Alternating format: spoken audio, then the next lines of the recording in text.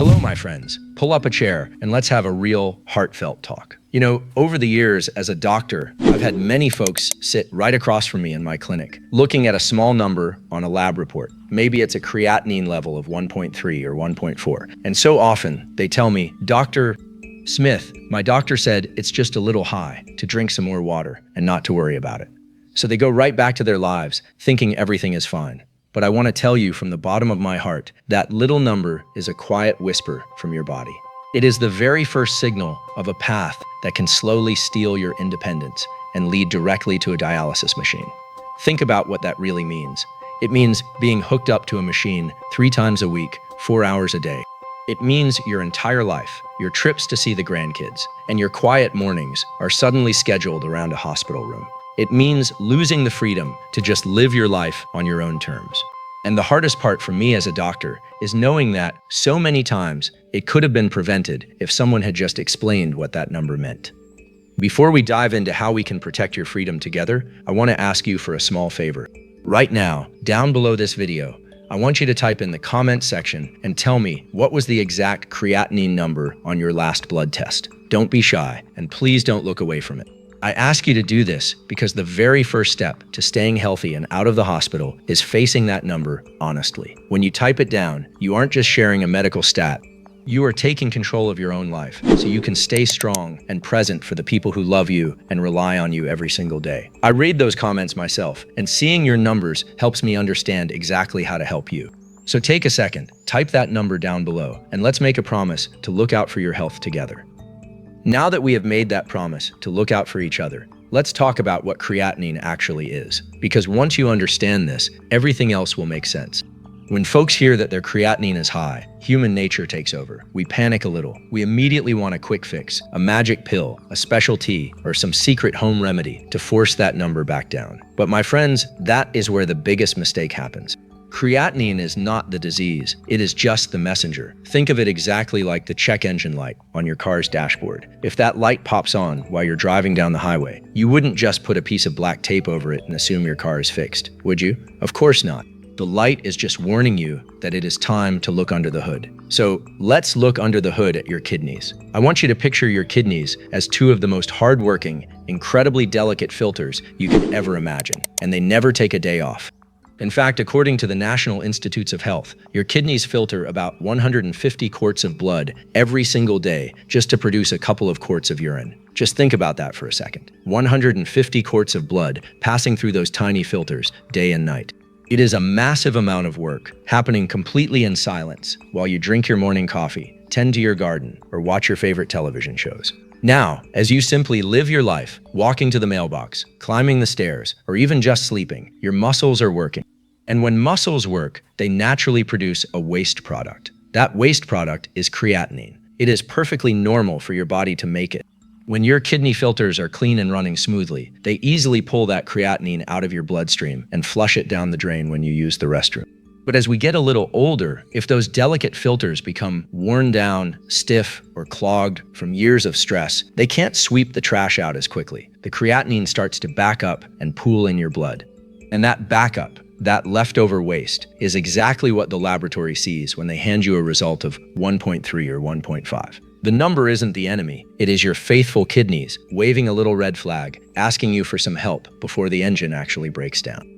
The reason we have to pay close attention to that little red flag is because our kidneys are incredibly polite. They almost never complain with a loud alarm. They don't cause sharp, throbbing pains in your back when they start to struggle. Instead, they decline in absolute silence. Too many folks tell me, well, Dr. Smith, I feel completely fine, so my kidneys must be doing great. But by the time severe symptoms actually show up, we have already lost precious time. The signs were always there, they just masqueraded as normal signs of getting older. Have you noticed your ankles swelling up a bit more at the end of the day, making your shoes feel a little too tight? Do you find yourself feeling just a bit more tired than usual when you walk up a flight of stairs? Or do you have to get out of your warm bed multiple times during the night to use the restroom? Maybe you've even noticed a persistent layer of foam in the toilet bowl that doesn't just go away. It is so easy to sigh and say, well, that is just what happens when you cross 65. But it might not be your age at all. It could be your filters trying to whisper that they are getting tired. So why does that number start creeping up on us in the first place? Many folks assume it is simply a matter of not drinking enough water. While staying hydrated is a piece of the puzzle, the real culprit is usually a much more dangerous duo: chronic, low-grade dehydration combined with silent inflammation inside the kidney tissue. To help you visualize this, let's look at another trusted medical resource. The American Kidney Fund points out that the two leading causes of chronic kidney damage are high blood pressure and high blood sugar. When your blood sugar runs a bit high, or when your blood pressure stays elevated for months or years, it places a massive amount of physical stress on those tiny, delicate filters. Think about the water filter on your kitchen sink. If you only run clean, clear water through it, that filter will last for a very long time without any trouble. But if you were to pour thick, muddy water filled with debris through that kitchen filter day after day, the mesh would slowly harden, become obstructed, and fail to filter properly. That is exactly what happens inside your body. Years of slightly elevated blood pressure, spikes in blood sugar, a little too much salt at dinner, or even frequently taking over-the-counter pain medications like ibuprofen for arthritis can turn your blood thick and heavy. Your kidneys have to push twice as hard to clear the waste, wearing themselves out bit by bit, completely in secret. This brings us directly to the 4 simple beverages that can step in, lighten the heavy load on your kidneys, and help keep your creatinine levels under control. But I want to be crystal clear before we go any further. These drinks are not overnight miracles. They are not magical cures, and they do not replace the medications or the advice given to you by your primary doctor. Instead, they are smart, gentle choices that change the environment inside your body so your kidneys can finally catch their breath. The very first beverage is the most obvious, the cheapest, and yet it is the one that nearly everyone gets completely wrong. I am talking about plain, pure water. When folks get their lab results back and see a high creatinine number, panic sets in. They drive home, walk into the kitchen, and start chugging water as fast as they can. They gulp down 2 large glasses, then 3 more, or try to drink an entire plastic bottle right before going to bed, thinking they can just wash the kidney filters clean in one big wave. But your body does not work that way. Your kidneys do not need a sudden, violent flash flood. They need steady, gentle stability. Flooding your system with a massive amount of water all at once actually overburdens the kidneys, forcing them to strain to process the sudden overload of liquid. When I ask my patients in the clinic if they stay hydrated, they almost always say, "Oh yes, Dr. Smith, I drink plenty of water." But when we sit down and look closely at their daily routine, a very dangerous, silent pattern emerges. They wake up and have a hot cup of coffee. They spend the afternoon working around the house, perhaps having a diet soda with lunch, but barely touching plain water. Then, around dinner time, they suddenly remember they need to hydrate, so they try to compensate by drinking massive quantities right before bed. This is a major mistake, especially for those of us over the age of 65. As we grow older, our body's internal thermostat changes, and our natural sense of thirst actually begins to decline. You can be mildly, chronically dehydrated for weeks, months, or even years without ever feeling thirsty. Because you don't feel thirsty, you don't drink, your blood becomes thicker and more concentrated, and your kidneys have to work overtime to filter out the daily waste.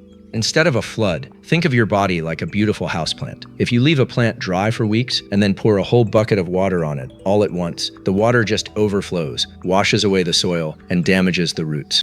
The plant thrives when it receives small, steady amounts of water throughout the week. Your kidneys need that exact same consistency.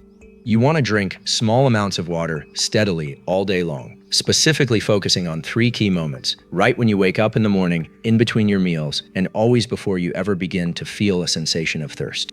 Now let us move on to our second beverage, which is a wonderful, traditional option that many of you might actually remember from your childhood. I am talking about simple, home-brewed barley water. Years ago, this was a staple in many kitchens. Our parents and grandparents used to make it regularly, but over the decades, it has been largely forgotten or pushed aside for flashy, modern sports drinks and sweetened juices. But the true beauty of barley water isn't just in the nostalgia. It is in how it can protect your kidneys when you prepare it properly. When a person's creatinine starts to climb, the root of the problem often tracks back to the extra work we give our bodies through our daily habits. Think about the hidden sugars, artificial ingredients, and heavy preservatives in commercial sodas or processed fruit juices. Even the bottled juices that claim to be 100% healthy are often packed with concentrated fruit fructose that forces your liver and kidneys to work twice as hard to process the load. Every single thing you swallow eventually has to pass through that delicate kidney filter, and your kidneys are always the ones stuck paying the bill. Sometimes the best medical strategy isn't about adding some complicated new medication.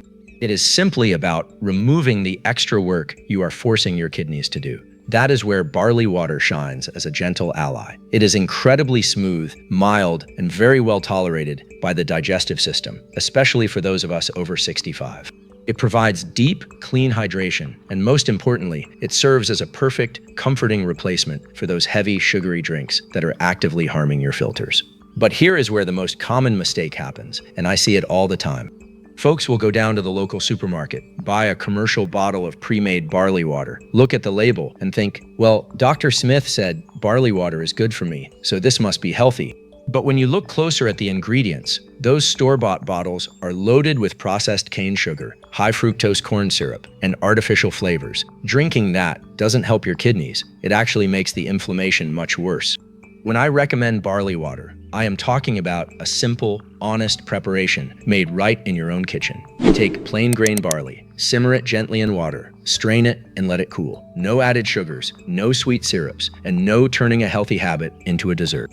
We must always remember that just because something has the word natural or traditional on the front of the bottle does not automatically mean it is safe or correct for your kidneys. A patient of mine once told me, Dr. Smith, I drink natural juices every single morning.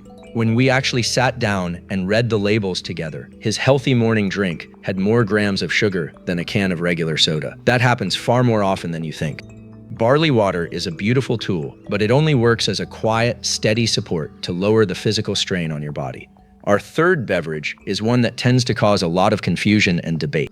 Some folks use far too much of it, while others are completely terrified of it, and both of those extremes can cause real trouble. I am talking about a gentle, lightly brewed parsley tea. Now, I need to look you right in the eye and be completely honest with you as your doctor.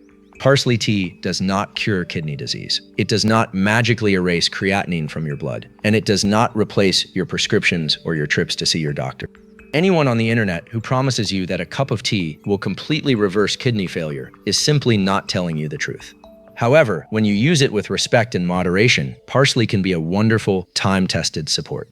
It is particularly helpful if you suffer from mild fluid retention, like that heavy, tight feeling in your lower legs at the end of the day. Or if your body just needs a gentle, natural nudge to help flush out excess fluids without using harsh, aggressive chemicals. The real danger here is that internet videos have turned this simple kitchen herb into a fake miracle cure. I have had patients come into my clinic after watching a video online, and they tell me they are boiling huge, concentrated bunches of parsley into a dark, bitter brew and drinking it 3 or 4 times a day for weeks on end. They treat it like a secret, heavy-duty medicine. But my friends, this is where a good intention becomes a dangerous mistake. In the world of medicine, more does not mean better. In fact, when it comes to your kidneys, too much of a good thing can quickly become toxic. Your kidneys do not want to be aggressively forced or whipped into working harder. They need balance. Think about trying to help a close friend who is completely exhausted from a long day of physical labor. You don't help them by standing over them and yelling at them to move faster. You help them by gently stepping in and lifting some of the heavy weight off their shoulders. Your kidneys work the exact same way. A very light, gentle infusion can walk alongside your kidneys and offer a little assistance. But a heavy, overly concentrated tea forces the kidneys to process a massive amount of plant compounds all at once, turning a helpful herb into an extra burden. When I talk about parsley tea, I am talking about absolute mildness, a light brew enjoyed occasionally, without making it the center of your entire life. And there is an incredibly important medical warning you must hear. If you have advanced kidney trouble, if your blood work shows that your potassium levels are already high, or if you are currently under the care of a specialist, you must talk to your doctor before taking this tea. What helps a neighbor might be dangerous for you, and we cannot afford to make expensive mistakes with your health. This brings us beautifully to our fourth beverage, which is an option that many folks never even consider, yet it holds a very special place in kidney care, especially if you struggle with high blood pressure. I am talking about a soothing cup of hibiscus tea. You might know hibiscus as a tart, deep red drink that people enjoy for its refreshing flavor, or perhaps you just view it as a lovely flower in the garden. But behind those vibrant petals lies a powerful tool for your health. To understand why hibiscus tea is so valuable, we have to look at a medical reality that connects your heart directly to your kidneys. As we discussed earlier, high blood pressure and high creatinine almost always walk hand in hand. Your kidneys are packed with millions of tiny, incredibly delicate blood vessels. You can think of them like a vast network of very thin, fragile glass tubes. When your blood pressure stays elevated, even just a little bit, month after month, it acts like a high-pressure power washer inside those delicate tubes. Over time, that constant, violent pressure causes the tiny vessels to harden, lose their natural elasticity, and develop microscopic scars. Once those vessels are scarred, they can no longer filter your blood effectively, and your creatinine levels begin to climb. Therefore, as doctors, we know that protecting your kidneys means we absolutely must manage your blood pressure. You cannot fix one without looking after the other. This is exactly where hibiscus tea steps in as a gentle, natural supporter. A landmark clinical study published in the Journal of Advanced Nursing found that older adults who drank hibiscus tea regularly showed a significant, measurable reduction in their systolic blood pressure. It works by gently helping your blood vessels relax and widen, which naturally lowers the force of the blood flowing through your system. By lowering that pressure, you are instantly turning down the power washer inside your kidneys, giving those tiny glass tubes a chance to rest and heal. But just like everything else we've talked about, the golden rule here is moderation. I often see folks find out about a study like this and immediately think, well, if 1 cup of hibiscus tea helps my blood pressure, then drinking a whole gallon every day will fix me completely. But that is not how your body works. Forcing too much of any herbal tea into your system can cause your blood pressure to drop too low, leaving you feeling dizzy or unsteady on your feet. You want a simple, lightly brewed cup, completely free of added sugars.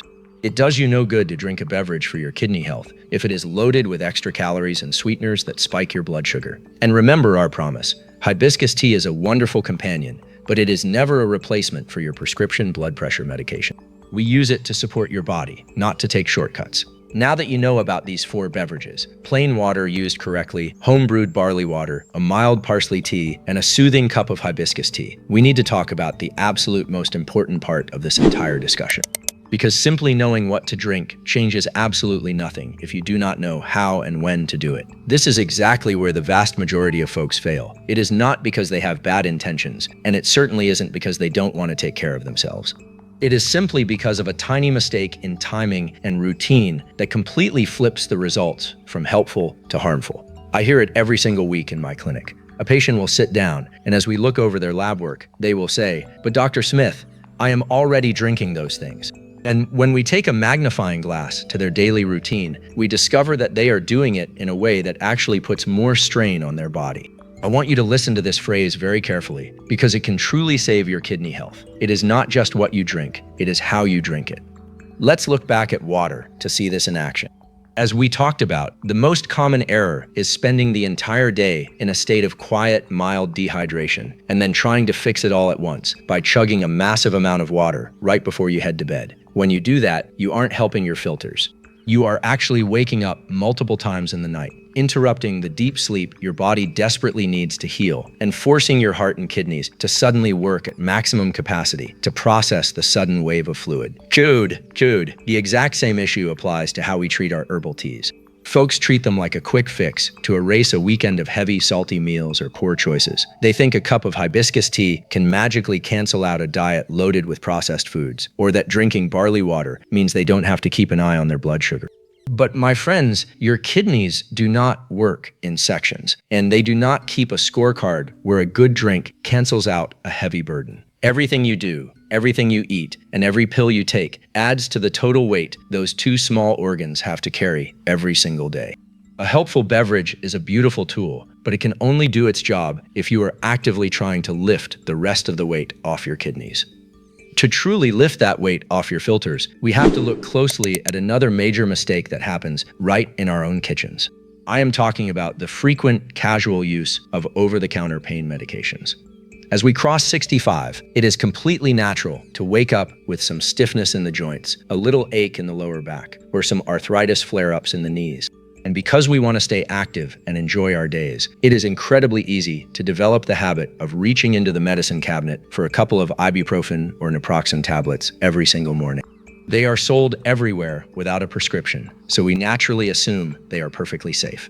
But as your doctor, I must tell you the cold, hard truth. These specific pain relievers, known as NSAIDs, can be an absolute disaster for your kidney health.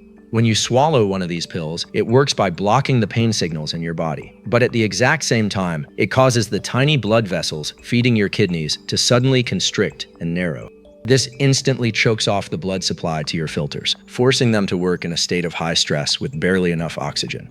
If you do this just once in a while, your body can usually recover.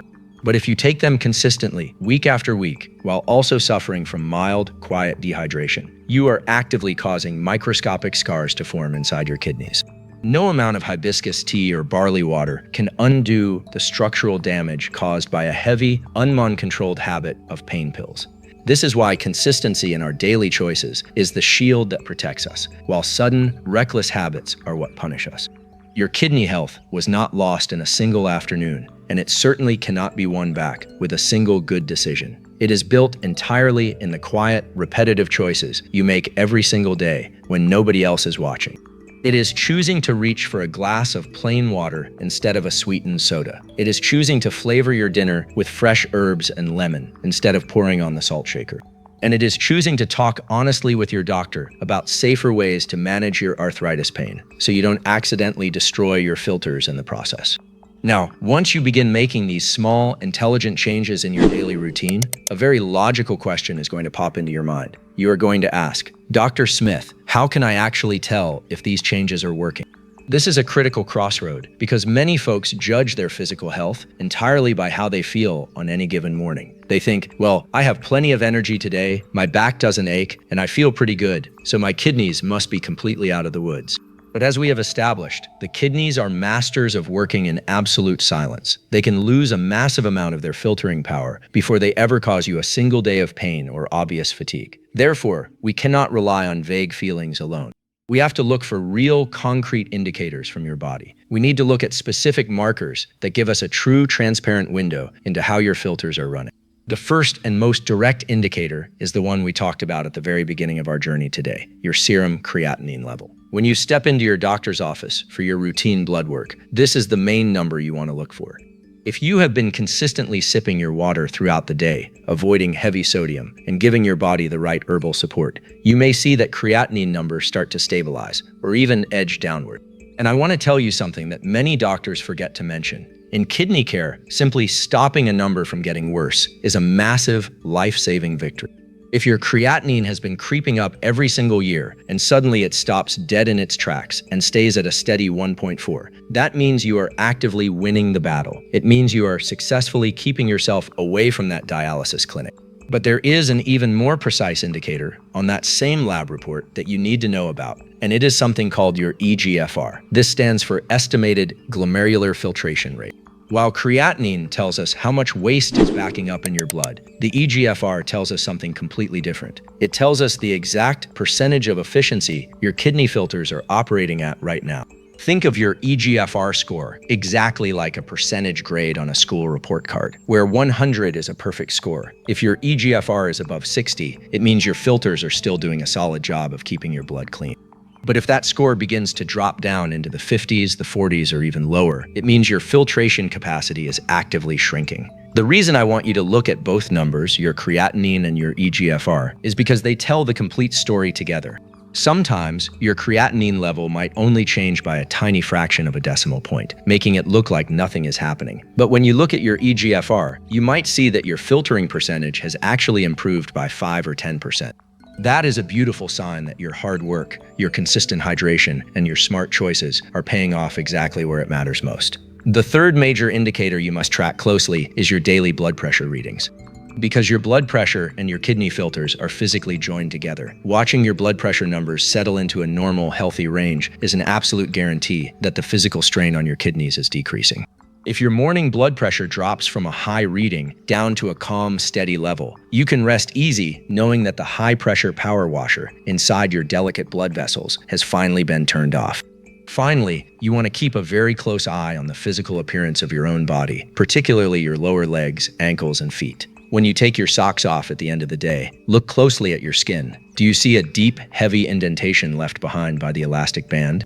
If you press your thumb firmly against your ankle bone for a few seconds, does it leave a dimple in the skin that takes a long time to fill back up? This is a classic medical sign known as pitting edema, which simply means your body is struggling to manage its fluid balance. As your kidneys regain their strength and efficiency from your new healthy habits, you will notice that fluid accumulation slowly disappearing. Your shoes will fit comfortably all day long, your legs will feel light and energized, and that heavy, tight swelling will become a thing of the past. As we watch these positive changes take root in your body, there is another very specific indicator that you can check right in your own bathroom. I am talking about the appearance of your urine. Now, I know it might sound a bit old-fashioned or unusual to talk about, but doctors have been using this simple method to check on human health for thousands of years. You want to pay close attention to two things: the color and the texture. If you glance into the toilet bowl and see that your urine is a dark, heavy amber color, almost like apple juice, your body is flashing a clear warning sign. It is telling you that you are running on empty, your blood is thick, and your kidneys are being forced to scrape by with barely enough fluid to flush out the daily waste. On the flip side, if it is completely crystal clear like a glass of tap water, it might mean you are chugging too much fluid all at once and flooding your system. What we are looking for is a gentle, light, straw yellow color. That beautiful pale yellow color is the visual proof that your timing is perfect and you are providing your filters with a steady, reliable stream of clean hydration all day long. But the texture is even more critical. If you notice a thick, persistent layer of foam floating on the surface of the water, the kind of foam that looks like the head on a mug of beer and doesn't just disappear after a few minutes, you need to take note. In the medical world, that persistent foam is often a sign that protein is leaking out of your blood and slipping directly through the filters into your urine. According to the Mayo Clinic, healthy kidney filters are designed to keep large, valuable particles like proteins safely inside your bloodstream, where your body can use them to keep your muscles and immune system strong. They should only allow tiny waste products like creatinine to pass through. If protein is leaking out in large amounts, it means the delicate mesh of your filter has sustained some wear and tear. As you lower your blood pressure with your daily hibiscus tea, and as you reduce inflammation by avoiding those harsh over-the-counter pain pills, you are giving that delicate mesh a chance to rest and tighten back up. Over time, you will see that foam begin to clear up, which is a wonderful sign that your kidneys are successfully holding on to the nutrients your body needs to stay strong and independent. Paying attention to all these little clues, the color of your urine, the swelling in your ankles, and the exact numbers on your laboratory reports, is the golden key to avoiding a major medical crisis. Because at the end of the day, my friends, this journey we are on together is not just about a dry set of medical data. It is not simply about looking at a piece of paper and watching a creatinine number move from 1.5 down to 1.3. Seeing that number drop is a wonderful thing for your chart, yes, but it is not the real reason I show up to work every morning. The real, true meaning behind that number is your personal freedom. It is your independence. It is your absolute right to live your golden years completely on your own terms. Think about what that freedom actually looks like in your everyday life. It means having the strength and energy to walk down your driveway and fetch the morning paper without feeling completely winded. It means being able to pack a small suitcase, get in your car, and go on a spontaneous road trip to visit your old friends or your family without having to cross-reference your travel route with a map of local dialysis clinics. It means sitting down at the kitchen table to enjoy a wonderful, hearty Sunday dinner with your children and your grandchildren, laughing and sharing stories, without a dark cloud of worry hanging over your head about your next hospital appointment. It means being fully present, strong, and active for the people who love you and depend on you every single day. That is what we are fighting to protect. The road to losing that independence, the road that leads to a clinical room 3 days a week, does not start suddenly out of nowhere. It begins months and years earlier in the quiet choices we make when we choose to ignore the small warnings. It starts when we look at a slightly elevated blood test and say to ourselves, "Oh, it's probably nothing. I'll worry about it next year." It starts when we assume that a little swelling in our feet or a bit of extra fatigue is just an inevitable part of getting older, so we simply learn to live with it and suffer in silence. While that backup of waste keeps building up in silence, your loyal kidneys are working twice as hard, quietly pleading for help without making a sound. That is the true danger of kidney decline. It is not a sudden, dramatic illness that announces itself with a loud crash. It is the precious time we allow to slip away because we assume a small number doesn't matter. In my many years of practicing medicine, I have had to sit down with far too many folks who came to see me when their filters were already severely damaged. And almost every single one of them looked at me with tears in their eyes and said the exact same words, "Dr. Smith, I wish someone had just told me sooner. I wish I had taken action when that number was still small." That is exactly why I am sitting here talking to you today.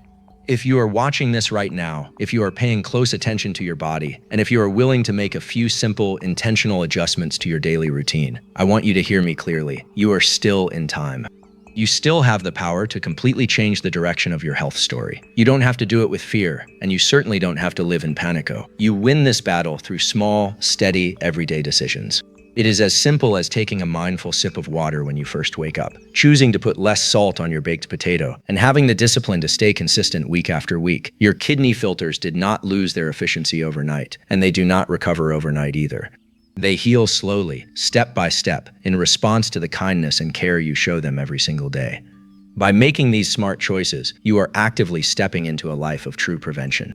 You are leaving behind the old, dangerous habit of waiting for a medical emergency to happen before you finally take care of your body. Instead, you are learning to read the subtle whispers of your system so you can act with confidence and wisdom. So, let's make a promise to listen to those subtle whispers today. We don't want to wait until our kidneys are forced to scream for help when they are already trying to tell us exactly what they need right now. Look at that little number on your lab report, not as a frightening sentence or a source of worry, but as a beautiful golden opportunity to take the reins of your health and protect your future. If this conversation helped you understand your body a little better, and if you want to focus on honest, real prevention without any of the fake internet miracles or scare tactics, then please stay close to this channel. We are going to walk this path together, step by step, ensuring you have the clear, straightforward facts that everyone deserves to know before it's too late. Before you go about your day, remember to scroll down and leave your creatinine number in the comments below if you haven't already. Let's start that honest conversation right now. Take care of yourselves, drink your water mindfully, and I will see you right here in our next talk. God bless you, my friends.